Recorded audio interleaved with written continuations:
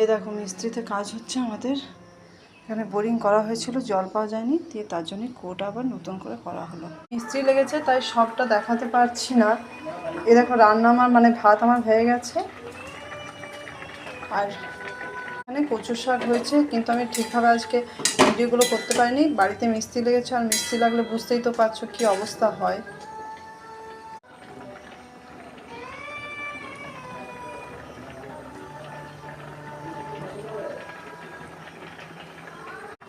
এটা আমার কচু শাকটা আমি সেদ্ধ করছি।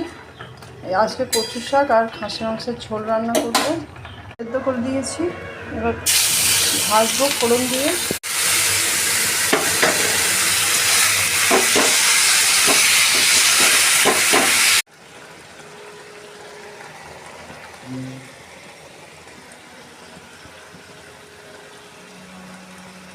আমার কচুর শাকটা রান্না হয়ে গেছে, এটাকে আমি নামিয়ে নেবো। কচুর শাকটা হয়ে গেছে, আমি নামিয়ে নিয়েছি। গানের পরীক্ষা তো ওই 10টায় যাবে, তো ওকে এই আলু সানা, কচুর শাক আর ভাত খাইয়ে পাঠাবো।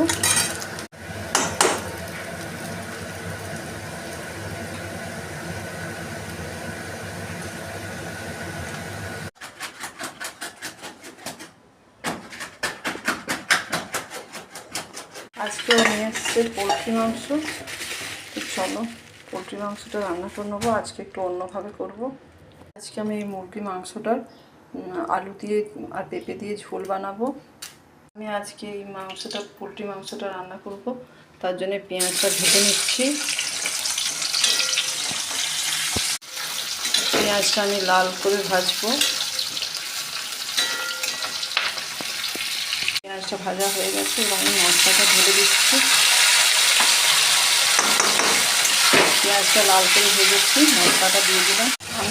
আমার মাংসের জন্য মশলা কষানো চলছে।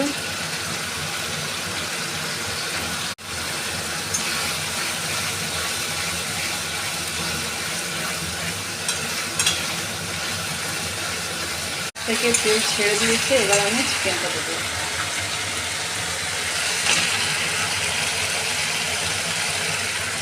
দেখো আমি এখন চিকেন কষাচ্ছি, তো চিকেনের মধ্যে আলু আর পেঁপেটাও দিয়ে দিয়েছি। আস্তে করে বলছি কারণ আমার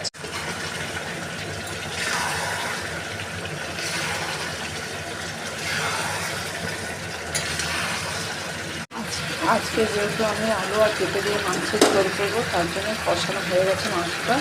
এখন জল দিয়ে দিলাম এবং